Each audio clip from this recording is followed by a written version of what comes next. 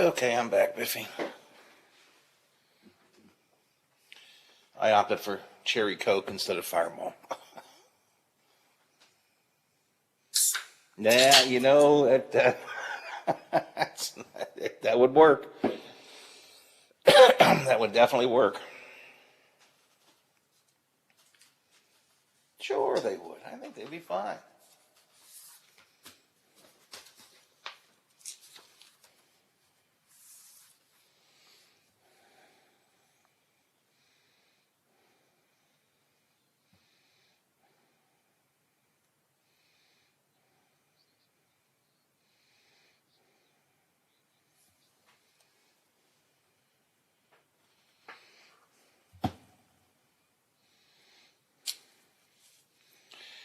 Obviously, let me know when Matt's there. I don't know why I tell you that all the time. You always do. I'd like to hear myself say it. Yeah, it is. That's right.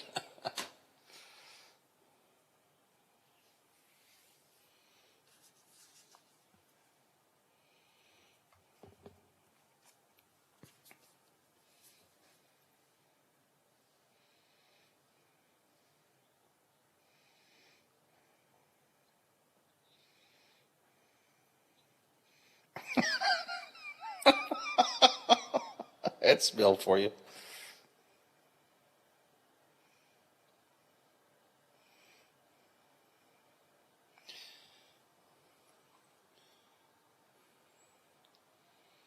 I heard a great bit yesterday on his show. He was doing, I don't know, Today in History or something, and he said, there was some song, he goes, "Don't play that, Lola." And she said, "Don't play that, Lola? You're telling me don't play that?" It was like, whoa. I thought the fight was going to erupt right there.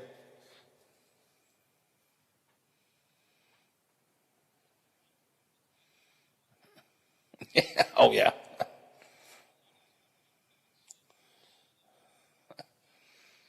He said, no, I didn't mean to. I mean, Lola, I would rather you not play that. She said, okay, that's a better way of saying it, Bill. I don't remember. He was doing it Today in History, and I think it was a song he didn't like, and he wanted to make sure she didn't play it. I don't know, but she really, I mean, she don't you tell me not to.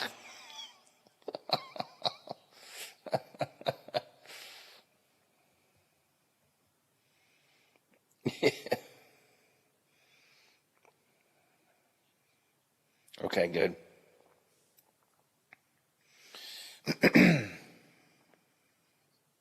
Treat corns, calluses, remove bunions, and can even perform total ankle replacements. Our physicians complete 3-year residencies in hospitals and train to manage your total foot and ankle health.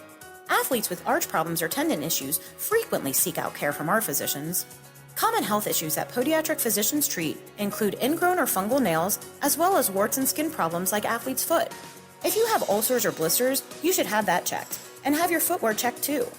Diabetics are especially prone to foot issues when they have neuropathy. Foot exams are easy and can prevent many foot problems. If you can't walk, work, or enjoy sports activities without pain, what are you waiting for? Visit associationsadvanceohio.com to find a podiatric physician who is a member of the Ohio Foot and Ankle Medical Association to help you, so you know that you are being treated by the very best. From the Watchdog, here is your local weather forecast for your Thursday. Partly sunny with a stray sprinkle possible in the afternoon, high of 61. Tonight, a slight chance of showers, then becoming partly cloudy, low of 50. And for your football Friday, sunny with a high of 70. And that's your local weather forecast from the Watchdog. The views and opinions expressed on the following program are not necessarily those of this station or its sponsors. Okay, let's see where to start. Incoming message. Hey, what are you doing here? About to go on the air. Only trying to give America a good show. Oh, goody. We're on. Welcome to the show. Thank you for joining us. Good morning. Good morning. Good morning. Hey, good morning. Good morning. Where are you awake? Good morning. You know what I feel like doing? I feel like celebrate. The good times are back. That's such a great idea for a podcast. Okay, here we go. Hit it! Showtime.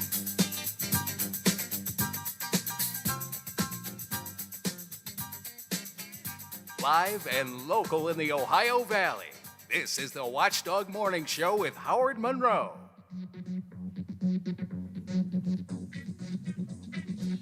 Welcome to the first day of fall, and boy, does this sure feel like it. 53 degrees at the Wheeling, Ohio County Airport, 55 here at my home studios in the Elm Grove section of Wheeling, 54 degrees at the Robinson Auto Group Studios downtown Wheeling. In the heart of the Ohio Valley, it's cloudy all the way around, and it's going to be cloudy all day today. And the best we're going to do temperature-wise, 60. So it's going to be a cool, cloudy fall day today. A little bit warmer tomorrow, up to 70. And sunny tomorrow, so tomorrow will be a nice fall day. But boy, fall arrived, and officially arrived, and it certainly feels like it is here. Where have we been, and what are we doing this morning here on the Watchdog Morning Show? We talked to Brad McElhenney from Metro News earlier this morning. Apparently, the vaccination rate in West Virginia is lower than we had thought. There was some kind of miscounting being done. State officials say it was being done at the federal level that they get some information from. We thought our vaccination rate was around 74%. It's down to 6. It's actually 63.7, almost a 10, well, more than a 10% drop. So we're not at 74%. We're at 63.7%. That's a little. That's depressing. But there it is. That double fatality in Belmont County that we talked about yesterday is now being called a double murder. The victims are a local restaurant owner and his wife. That is very much under investigation in Belmont County. Still, they're being tight-lipped about a lot of the details. Some of the things are leaking out, and I'm not going to share them all with you, but some things are leaking out of what's happening. Hopefully the sheriff will have. The one thing I think the sheriff, I said this yesterday, the sheriff needs to do is let the public know if this was a targeted event or a random event. In other words, were these two people, and I understand that he doesn't want to cause any distress to the family and the victims' families and friends. But I think people in that neighborhood over there in Belmont want to know, is there some kind of a person running around killing people and setting fires? Because the two people were shot, we don't know they were shot. That hasn't been made public yet. 2 people are dead, and there was a fire involved. Was it random? Because if it was, people in the neighborhood ought to know. So I think that's the one thing I think that the Sheriff's Department needs to talk about. More than a dozen arrests in downtown Wheeling after an investigation into an old hotel downtown. Chief Schwartzfeger was with us to talk about that in the last hour of the show. Our new morning meteorologist is here today. Aaron Myler is with us. Our old friend Zach Patty has stepped up to the chief meteorology position at WTRF-TV. We must now call him the chief. Good morning, Chief Zach. If you see Zach, be sure to salute, too. I think we should all salute him. Chief, good morning, Chief. Next time I see him, I'm going to do that. I'm going to salute him. Aaron Myler, who has been with us from time to time, kind of the fill-in meteorologist, gets the morning job. As I said earlier, I think when they called Aaron in, they probably said, Aaron, hey, you know what? Your friend Zach is going to be the chief meteorologist. That means you get to be full-time meteorologist, full-time weather guy in the morning. That's all good news. Bad news is you're stuck with Monroe. Bad news is you gotta deal with him every morning. So that's where we've been and where we're going. Haven't talked for a long time with my old friend Matt Robeson. He's here with us this morning. Former campaign consultant, political staffer on Capitol Hill, talk show host, podcaster, all around smart and good guy. Matt's with us this morning. Good morning, Matt. Hey, good morning, Howard. Well, thanks. I don't always hear that I'm a smart and good guy. I don't know if those things always go together, but it's great to hear. Well, remember, now, please remember, I'm a talk show host. We shade the truth sometimes. I give people such fulsome praise when they come on my radio show and podcast. So but it's always well deserved. So I'm going to take you at face value. There you go. There you go. Hey, have you, I don't think the book's out yet, but have you been reading about this new Bob Woodward book? What's your thoughts about the things that we're learning about the last days of the Trump presidency? I've been reading about it. I haven't read the book. I haven't read a Bob Woodward book in about 25 years. There was a really good one during the Clinton presidency, The Agenda, that actually had some real insights into the way that policy gets kind of hashed out in a White House. That was a cool book. Yeah, this one, of course, the big headlines have been around General Mark Milley and the fact that he made a couple of phone calls to his Chinese counterpart, General Li Zucheng, who on October 30th and January 8th. And basically the upshot of these phone calls was, hey, listen, we're not going to attack you, and the U.S. government isn't going to collapse. We had an insurrection under the Capitol Dome. Things are fine. Nothing to see here. It's like that scene in Animal House. All is well. Right? When Kevin Bacon's about to get run over, all is well. And it's like, and please don't at any point think that we're about to attack you. Trust me, if we're about to attack you, I'll call you. Do not launch nuclear weapons at me. So the right has lost their ever-loving minds about this. Oh, it's the deep state. Oh, why is he talking to his Chinese counterpart? We need to investigate this. This is treason. Are you kidding me? I think it's not a bad idea to call the Chinese who have nuclear weapons after there's been an attempted insurrection in the seat of our capital and say, really, things are okay. Please don't shoot nuclear weapons at us. I'm okay with that. I'm not sure why the right is losing their mind. Well, and some on the left are raising the question, too, was he outside his bounds of constitutional authority? I think he was exactly in his bounds of constitutional authority. I would hope that top military officials talk to top military officials all the time, or at least on occasion. That there is some human communication that goes on at that level. So I don't find that outlandish.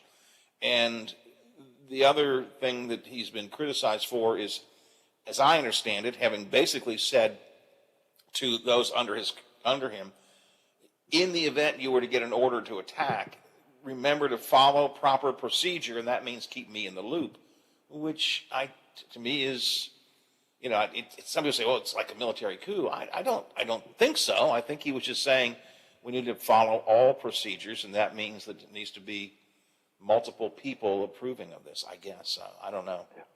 At the time, there was an outgoing president who had seriously suggested in a meeting launching nuclear weapons at a hurricane. I'm not making this up. Google it, people. So, it does seem like maybe not a bad idea since this guy is so deeply unhinged. Just remind people, please don't press the button until you talk to me first. Let's just double check that we're following the rules. Yeah, I mean, I'm with you on this one. If this is the best evidence that Republicans have that there's a deep state conspiracy, is that weak sauce? That's true. Our Pentagon, we have another correspondent we use on a regular basis, Tom Squidieri. He covers the Pentagon on a daily basis, and he says Milley is a good guy and has would never do anything outside what's proper, but he also wanted to make sure that things are under control. And I think everybody knows I'm not a Trump fan. God knows what Donald Trump may have wanted to do in those last few days. Actually, we're hearing things, not just from Woodward, but elsewhere, that, he was really casting about wildly, looking for things to shake things up. So to me, it's not that big a deal. I wonder what else Woodward, the typical Woodward deal is he releases a little bit up front. It gets a week or two worth of play, and then he'll come back with a second round of releases before the book actually comes out. So I wonder what he's got for his next little sneak peek. Well, you bring up a really good point, which is, let's not forget, the man is trying to sell books. So this emerged as kind of a juicy tidbit, and let's just, as they say in CIA circles, let's walk the cat back here. Let's follow the chain of what happened here.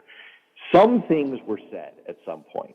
So what you've got before, since that point is you've got Bob Woodward trying to characterize this in the juiciest possible way, right? And he's basing it on an interview in which Millie is trying to recall what he said, right? And it's happening after months have gone by and with some, recasting to try and make oneself look in a better light. And you see this all the time in Washington. Even if you read good, reputable news sites, you always have to apply just a little bit of a filter. When things go bad, right? We just saw this with the Afghanistan withdrawal. We saw it with Deborah Birx in the Trump administration. After the end of the administration, she comes out and says, it was other people's fault. We could have saved 400,000 lives from COVID. Well, okay. I accept the core of what she's saying there. But remember, these are all people, I'm not blaming them, but these are all people who, after something has gone badly, want to cast themselves in as good a light as possible. And so you just have to pass everything through that filter. So am I super duper dumbfounded by kind of this set of quotes taken out of context months later by someone who's trying to make themselves look good and then kind of put out there by someone trying to sell a book? No, not really. But I'll probably buy the book. Yeah. Well, that it's working, isn't it? He's achieved his purpose, I guess. You talk about knowing what media to pay attention to and so on and so forth. It's getting to be harder and harder, though. Yesterday, this is truth. Yesterday, I saw a Twitter comment, and it said that Michael Flynn had claimed on a conservative radio talk show that liberals or Democrats were putting the vaccine in salad dressing. Oh, that's actually a good idea. Now, could we do that? I read that, and I thought, okay, is this true? Not that it's true. No, it's not true. But I mean, did he say that? Or is this like an Onion kind of website? Yeah. And I tried to do some research, and I couldn't figure out if he really said it or didn't say it, because it's so, I guess what I'm saying is truth and fiction are getting so close to each other anymore. It's hard to sort it out. Some of the stuff that you would automatically go, oh, that's ridiculous. He didn't say that. You go, oh, no, I guess he did. Well, it's a big problem. One of the things that has happened, and it's very hard to know if this is an intentional strategy or just sort of a discovery of like, oh, this is working, are you a football fan? Are you asking me? Yeah. Yeah, you like football? Yeah. So you know the strategy, if you're up against a zone defense, you know the strategy of flooding the zone, right? Mm-hmm. You send too many receivers for one person on the zone defense to cover. And so there's a little bit of an effect of that I think especially people peddling misinformation from the right are going for. It doesn't have to be the case that they get people to believe all of the stuff they put out. It's actually better if people don't. What they're trying to do is flood the zone. They're trying to put out so much stuff, and some of it clearly so dubious, so hard to believe, so much of a stretch, that it becomes hard to tell what you just said. It becomes hard to tell what's real anymore. This is the fundamental nature of gaslighting. It's where you begin to have people lose the thread of, well, wait, is this real? Is this not real? So there's a real, I'm not sure, again, I'm not sure if this is an intent, if this is a strategy, or if this is just happened upon by the purveyors of misinformation. But it's definitely something that is going on, is that there's a real attempt to put out a whole bunch of stuff can I say crap on the air? I mean, there's a real attempt to put out a whole bunch of stuff like that. And the net effect is that we all start to not be sure anymore if what we read is real. Well, Matt, let me talk about something else that we anymore are not sure what to believe, and that's the polls that we see. By the way, we're talking to Matt Robeson, former campaign consultant, a political strategist, podcaster, and talk show host, and we chat about some of these political issues from time to time. I know you've been doing some work on polling. I traffic in polls all the time here. I share the polls almost every day, new poll out, new poll this. But anymore, I don't even know who to believe, what's a good one, what's a bad one. I mean, polling has come into pretty good disrepute lately, too. Yeah, and I just finished writing a long examination of this, a deep dive article that I hope your listeners will be able to check out. It's sitting with my editor right now.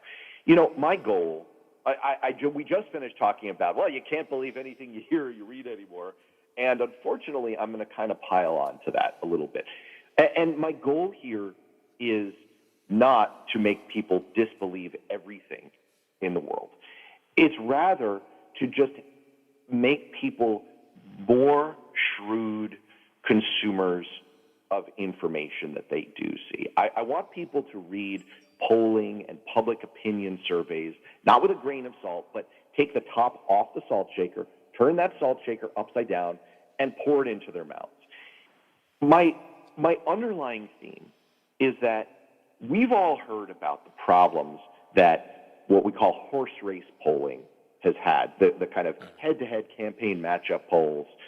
We know that in 2016 and in 2020, those polls were spectacularly wrong. And the American Association of Public Opinion Research, the polling association, put out a deep dive report on this. And they said it's actually impossible to know why we've been so wrong recently.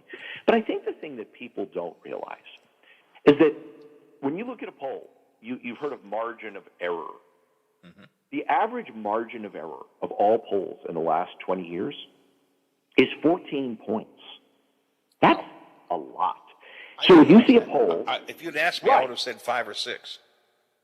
Right. Well, that is what is reported as the confidence interval. So, could be 5 points up, could be 5 points down.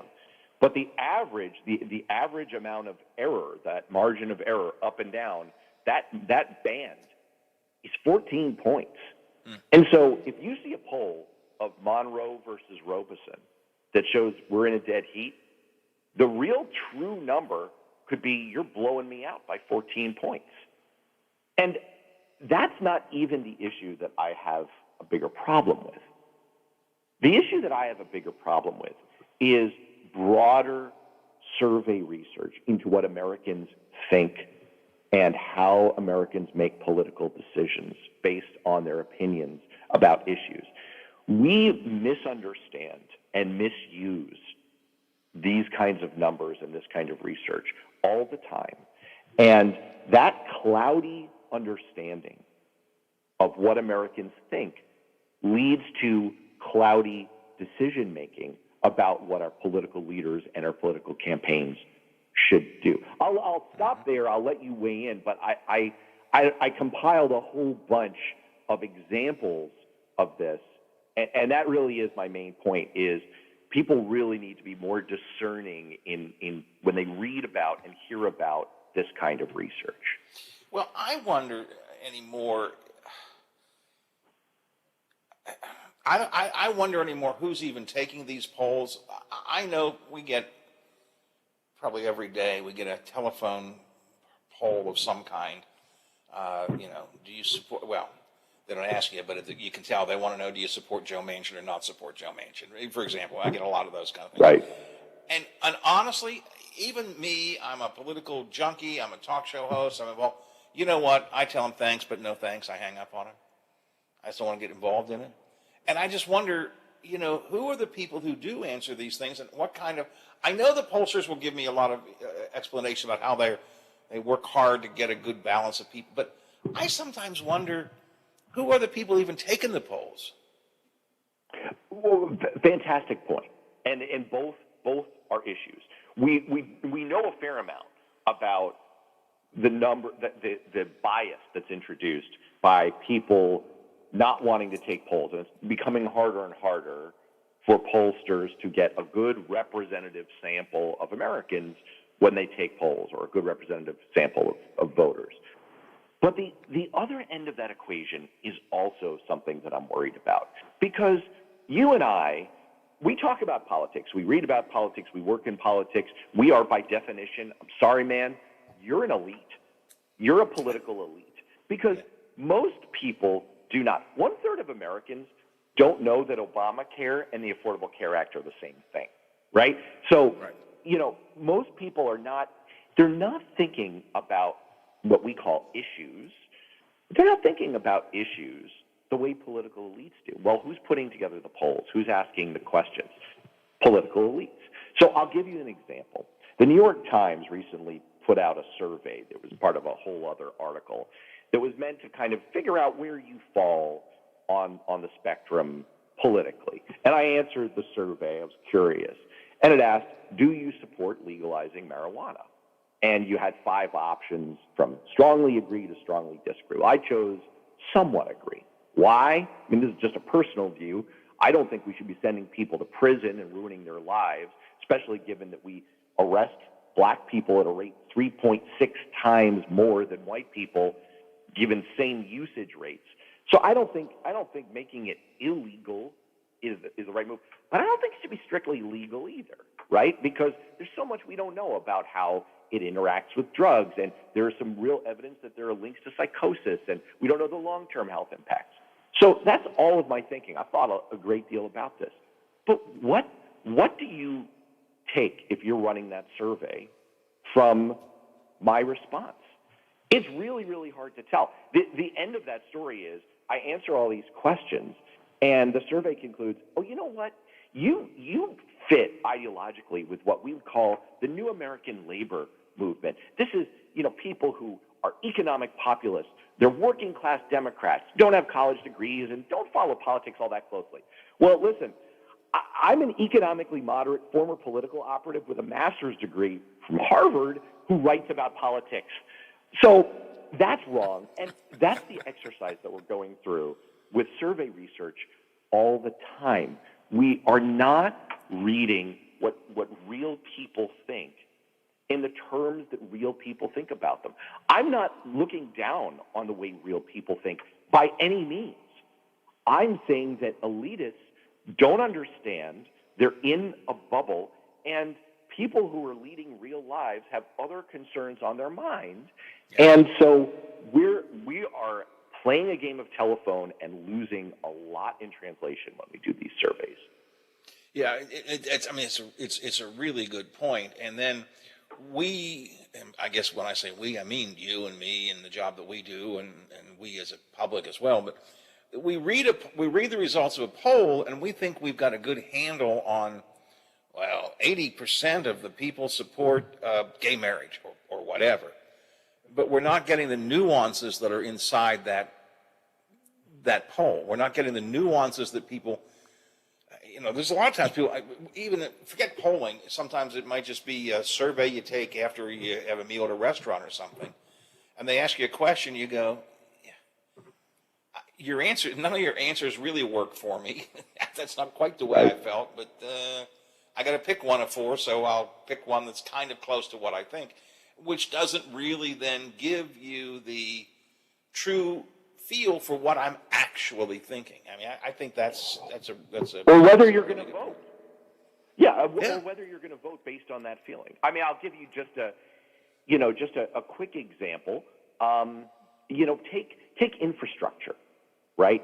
So that's something that's on our minds right now. Well, if you ask people, are you in favor of raising the gas tax?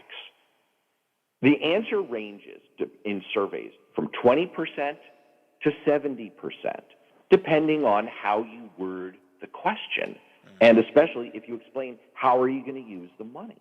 Well, 20% and 70% is a big difference. I'll give you another one. Medicare for all. There was a lot of discussion from progressives about 2 years ago that polling showed that support for Medicare for all was 70%, including 52% of Republicans.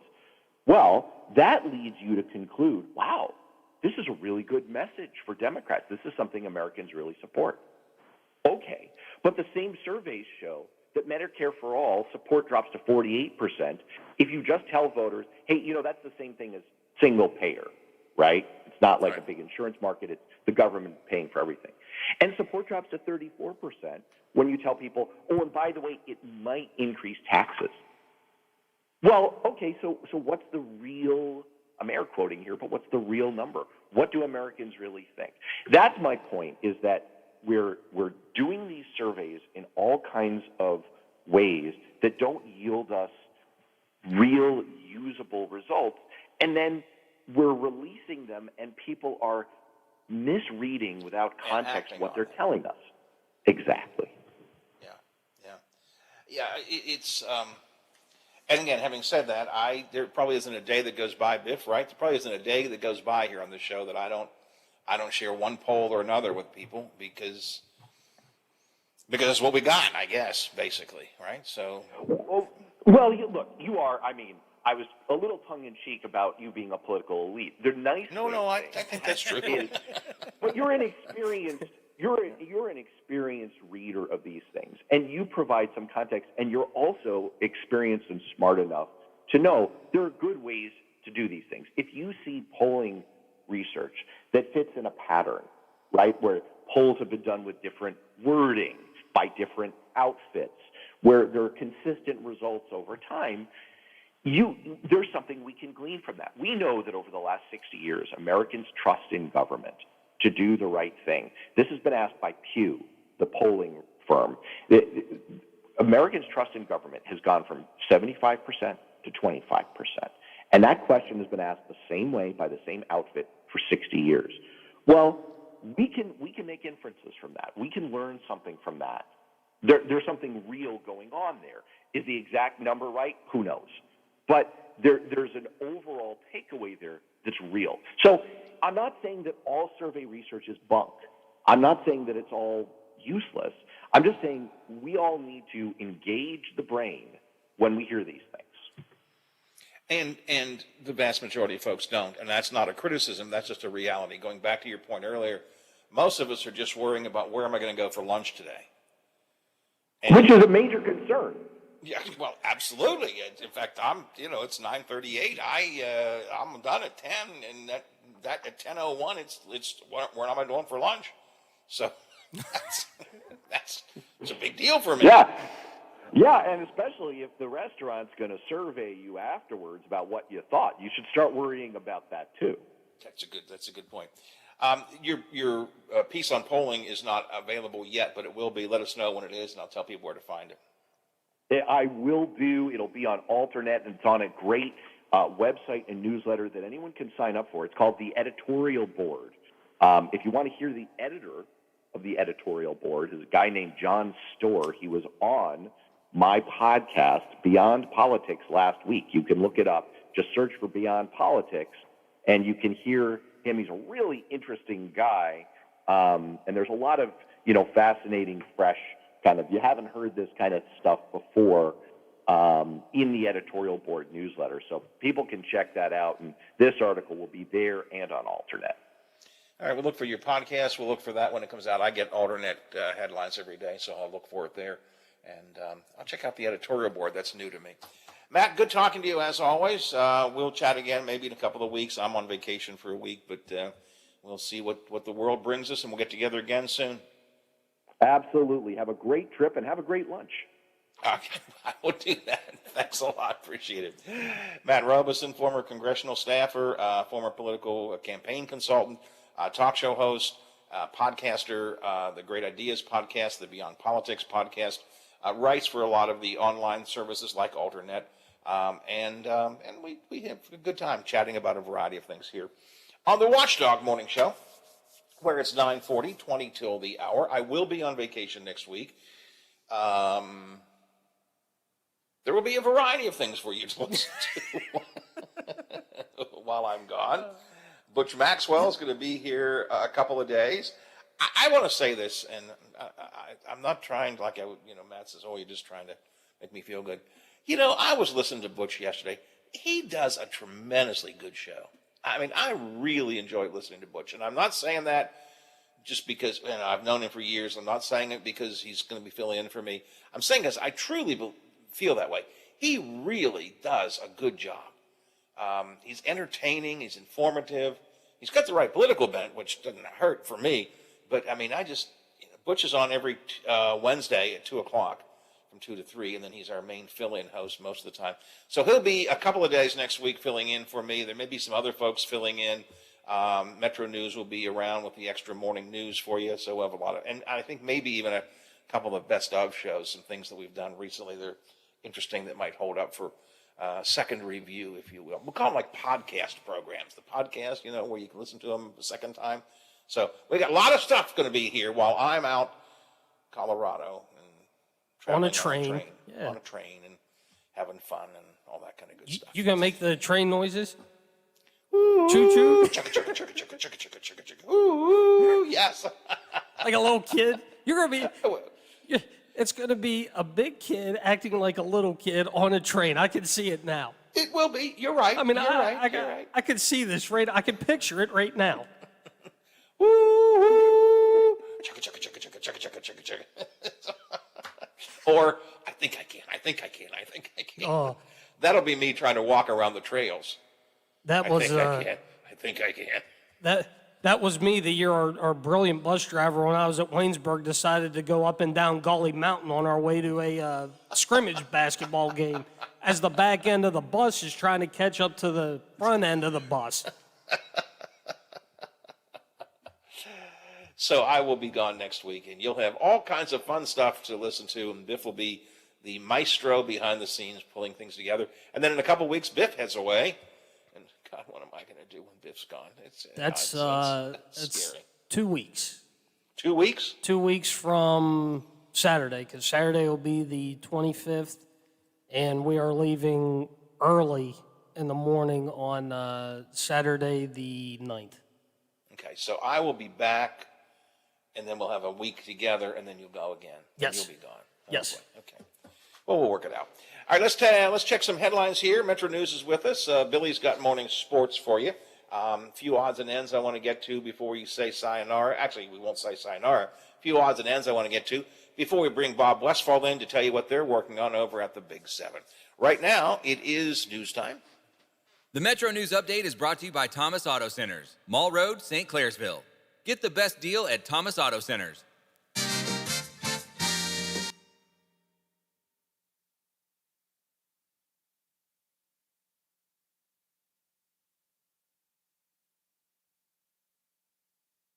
One.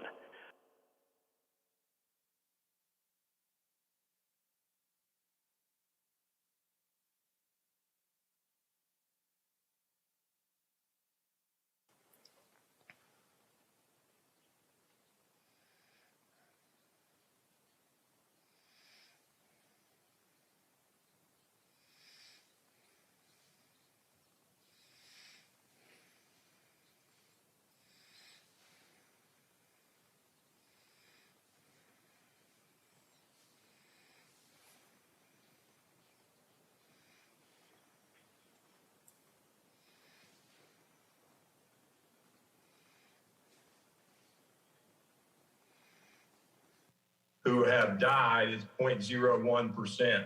State officials say their goal is to vaccinate at least 80% of eligible West Virginians. Tucker County Schools is extending its mask mandate due to a rise in COVID cases. School officials say the mandate will be reviewed at the next school board meeting. A $5,000 grand prize winner of this year's Smart 529 When I Grow Up essay contest will be announced during a virtual event later today. You're listening to Metro News, the voice of West Virginia. Payment plan options are available for West Virginia American Water Company customers. Spokesperson Morgan Hanna says it's been a trying year for some who have lost their jobs due to COVID and have trouble paying monthly bills. We want to make sure that our customers know that regardless of their financial status or issues that they may be facing in their personal lives, we do have an option for them to assist in taking care of their monthly bill. A virtual live information session took place this morning. From the Metro News Anchor Desk, I'm Kerry Hudasek. Pirates visit the Philadelphia Phillies tonight, game one of a four-game series. Now, rain forced the postponement of Wednesday's game in Cincinnati. That contest was rescheduled for Monday at 1:10 p.m. 5 Pittsburgh Steelers have been nominated to the initial list for Pro Football's Hall of Fame class of 2022. They are Hines Ward, Heath Miller, Casey Hampton, Hardy Nickerson Sr., and Gary Anderson. Let's check out the Pittsburgh Steelers injury list. Ben Roethlisberger is dealing with an injury to his left pectoral. I don't know how it happened. I just know it happened early in the game, and I'm going to do everything I can. Meanwhile, Highsmith, Watt, Bush, Hayden, all dealing with groin injuries. Steelers at 1-1 host 1-1 Cincinnati on Sunday. Once again, let's hear from Ben Roethlisberger. Everyone knows that the strength of their team and the money that they put into it is in their front and their D-line. And so another tough task this week, because once you block those guys or you think you have them blocked, here comes Mike or another or a safety off the other side. So this could be a tough challenge for us. Meanwhile, former Steelers wide receiver Antonio Brown placed on COVID-19 list. He could miss Sunday's game against the Rams. Speaking of football, Thursday night football, 2-0 Carolina will face 1-1 Houston. Today, believe it or not, is the first day of training camp for the Pittsburgh Penguins. Wait a second. Didn't we just watch the Stanley Cup Finals? Hockey? Yep, starts today. Penguins training camp. Believe it or not. I'm Bill DeFabio on sports, and we are the Watchdog. The Variety Show with Bill DeFabio is live on the Watchdog Monday, Tuesday, Thursday, and Friday. We talk to some of the region's best business owners while keeping you informed about area events and happenings. You won't believe who I have on next. Tune in and get with the program. Guests from preachers to pros and even some Super Bowl champions. Join me, Bill DeFabio, from noon to 2 for the Variety Show on the Watchdog. Plumbers and Steam Fitters Local 83 want to thank the owners and contractors of the Ohio Valley for using their locally trained workers to help build for the future. Local 83 helps design, fabricate, and build the gas infrastructure for the oil and gas industry here in the Ohio Valley. Plumbers and Steam Fitters Local 83 is 300 members strong and growing. They also do residential, commercial, and industrial work on both sides of the river. For more information, call Plumbers and Steam Fitters Local 83 at 304-233-4445. Toyotas are known for reliability, value, and our large selection of all-wheel drive vehicles for those unexpected weather conditions, like a gas model RAV4, right now with $500 cash back, or a 22 Corolla with $500 cash back, or go with a stylish Camry with up to $1,250 total cash allowance. Visit buyatoyota.com and find a dealer near you. You can take cash back or apply toward down payment. Offers may vary for hybrid models. See your dealer for details. Offers end October 4th. Toyota. Let's go places. Over the years, you've brought opioids into your home. They helped when you were in pain, and you held on to them just in case. But holding on to opioids puts your family at risk. Learn more at www.fda.gov/drug disposal. Hey, I'm going to the kitchen. Can I grab you a Coors Light? Yeah, that sounds good. Huh. I never knew there was a zip line in my fridge. Hey! Hey, buddy! You got 2 Coors Lights up there? You got it! Always brewed down to 34 degrees. With a taste as cold as the Rockies, only Coors Light gives you refreshment every time.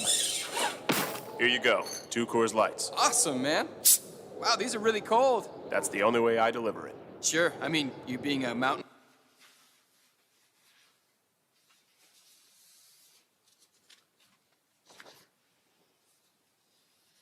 Okie dokie. I'll do Athlete of the Week real quick, and then we'll get him. Yeah. World's most refreshing beer. Coors Brewing Company, Golden, Colorado. With great beer comes great responsibility. You took the first step and quit smoking, but even former smokers may still be at risk for lung cancer. That's why SaveByTheScan.org wants you to know about a new low-dose CT scan that can detect lung cancer early. It takes only 60 seconds and could save your life. You took the first step, now take the next. Visit SaveByTheScan.org for a simple quiz to see if you're eligible and talk to your doctor about screening. SaveByTheScan.org is brought to you by the American Lung Association's Lung Force Initiative and the Ad Council. If you missed us the first time, keep going. You'll find us just down the dial. AM 1600 and 1370, FM 98.1 and 97.7. We are the Watchdog. He rambles, he rants, and sometimes he sings. The Watchdog Morning Show with Howard Monroe continues.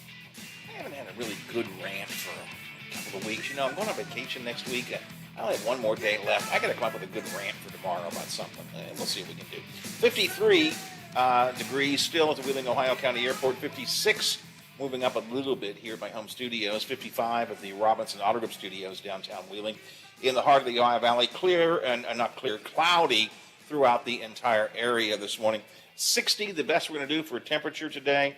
It's going to be cloudy all day long. Tomorrow, a little bit warmer and a little bit sunnier. Be aware of that. Watchdog Athlete of the Week this week, John Marshall, sophomore kicker Connor Fitzpatrick. He was 2-2 on field goals, including a 38-yard kick to tie and send the game to overtime on the last play of regulation this week. Connor was also 4-4 on extra points in JM's 34-33 overtime win over Gloucester Trimble. So congratulations to Connor Fitzpatrick, the Watchdog Athlete of the Week this week. Also, congratulations to folks who are winning the Baby Dog contest. Baby Dog Round 2 has just been announced. I think we have one. I think there's one local winner there. Let's bring Bob Westphal in from the Big 7, WTRF TV. I think one local winner in this Baby Dog Round 2 today. Bob, does that sound right? Did you look at those winners yet?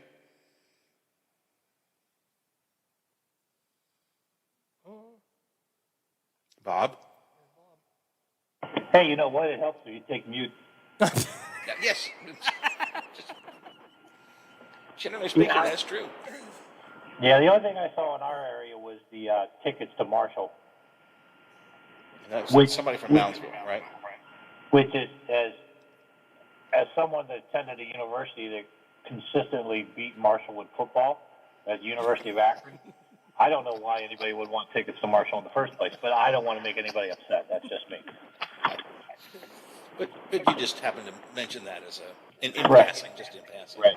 Robert Springer from Moundsville wins the Marshall football basketball season ticket package. I don't see anybody else from the local area here. 3 scholarship winners, 2 more to be announced later. That means 2 people will get a visit from Baby Dog today. Yeah. And the high-end sports car will be announced later today, which means somebody will get a key from Baby Dog as well. So, right. So, yeah, I guess if it's going to be happening up here, you're going to have our app because we'll have it on there. So, if you don't have our app now, get your app, get it there, get it on there. I know he doesn't like to pre-announce it. If Baby Dog is going to be around, I'd kind of like to know because I wouldn't mind going and seeing Baby Dog. I said this to our statewide correspondent earlier this morning, Bob. I have a lot of friends, even people who don't like Governor Justice, who really would love to have their picture taken with Baby Dog. I mean, Baby Dog has become an icon, you know? Oh, I know, absolutely. Our illustrious news director got a picture this past weekend. I saw that. Yeah, so, and she doesn't. She was beaming from ear to ear. Yeah.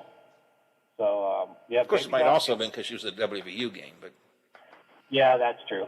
That's true. So, and it was a good game. So there you go.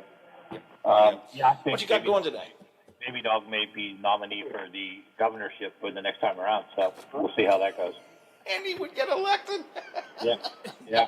He would get elected. That's the thing. Yeah, Athens good for the last 5 days. It seems like we have breaking news in the newsroom. We've got a fire on 2300 block of Jacob Street. We're over here on 16th, and we can actually smell the fire. What's burning over there? So Ashley Kaiser and Danny Mayers are on the scene right now. They will update us here shortly, probably with at least a Facebook Live and the details on that. So it is a pretty good fire. We are hearing it all over the scanner. And we do have a crew in place to see exactly what is burning.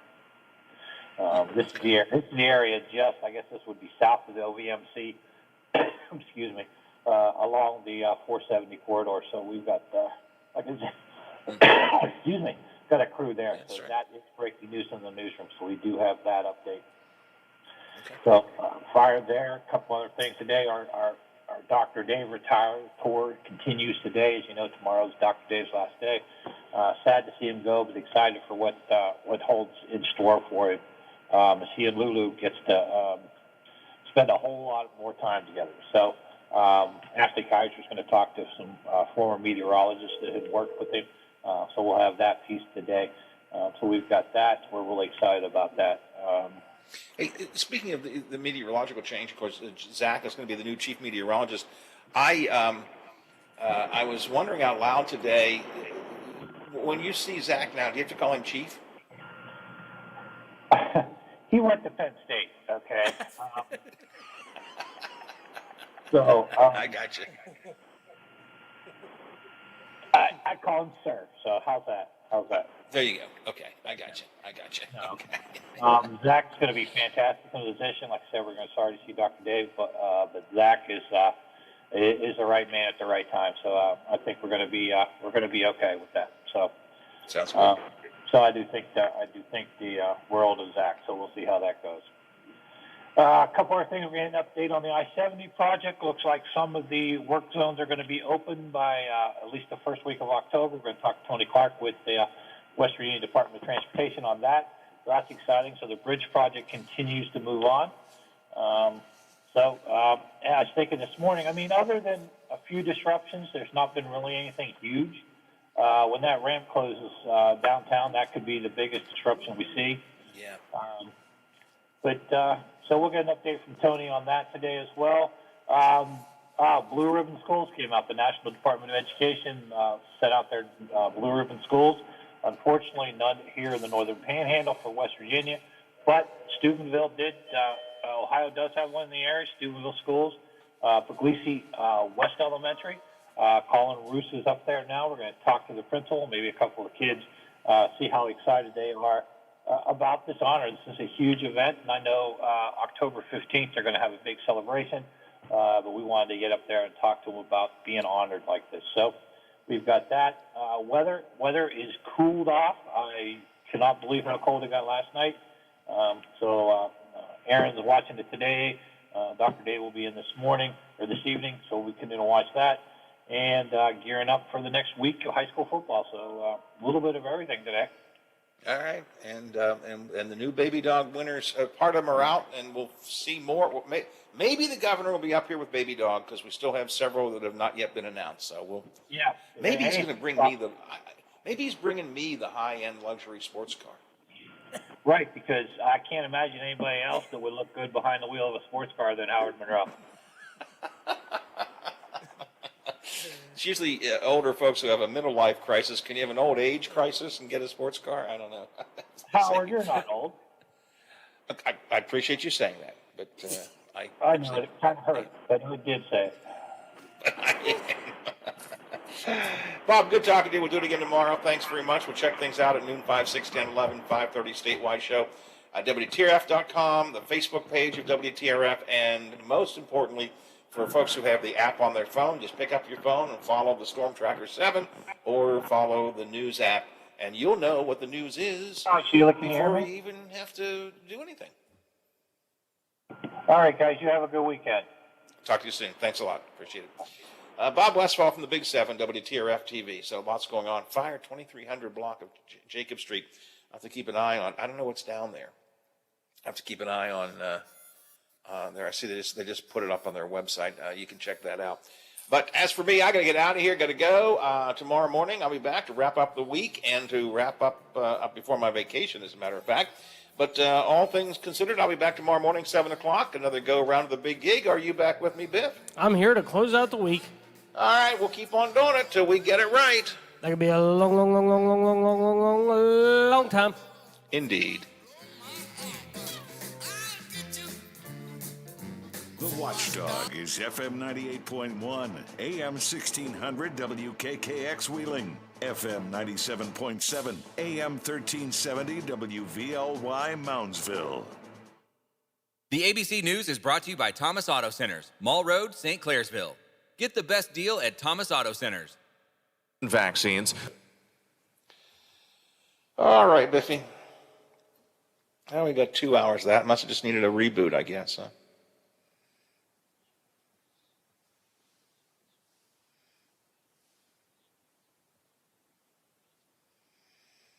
Well, we'll see what happens tomorrow morning at 7 o'clock. Maybe he just doesn't like to get up so early. I don't know. We'll see. All right. Oh, we haven't. It's been a long time since we rebooted it. And I think the last time we rebooted it, we updated the firmware. It's like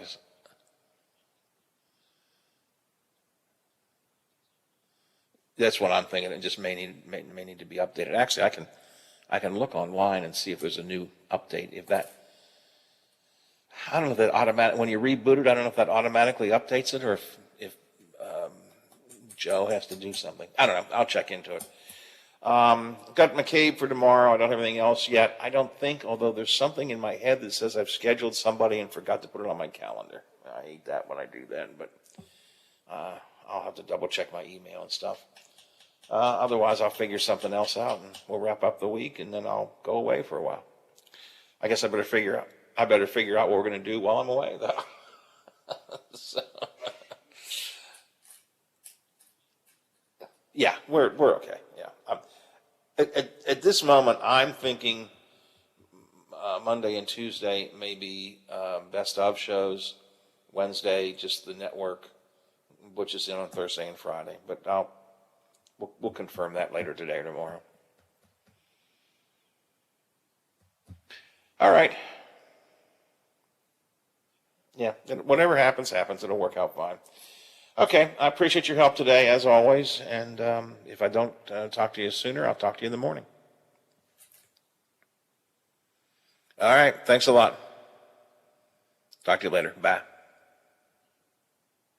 And EPI symptoms can be confused with those of other common digestive conditions, like irritable bowel syndrome, Crohn's, and celiac disease. So getting to the right diagnosis meant being more open with my doctor about the severity of my symptoms and how often they were happening. But there's good news. EPI is manageable, so don't wait any longer. Use the symptom checker at identifyepi.com and schedule a visit or call with your doctor to ask, could I have EPI? Sponsored by AbbVie.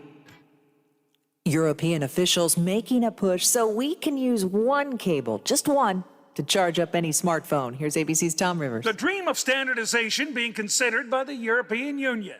A seemingly small thing, but a big thing affecting many millions here. A new legislative proposal is being presented to the body in Brussels, which, if backed, could force all manufacturers to use the same single type of USB charger. If this were to change, it could be expanded beyond to things like tablets, headphones, cameras, and speakers. Potentially a little bit of harmony in our often disharmonious world. Tom Rivers, ABC News at the Foreign Desk. Millions of pillows used by parents of newborns now being recalled. ABC's Derek Dennis has the details. It's called the Boppy Pillow, a C-shaped cushion used by moms to prop their newborn up for nursing so that mom's arms don't get too tired. But there's a problem. The Consumer Product Safety Commission is recalling some 3 million Boppy pillows after at least 8 infant deaths. The CPSC says the infants reportedly suffocated after being placed on their back, side, or stomach in the pillow to sleep, which is not how the product was intended for use. Prince Harry and Duchess Meghan making their first joint public trip since moving to the U.S., visiting New York City for an event promoting global vaccine equity. This is ABC News.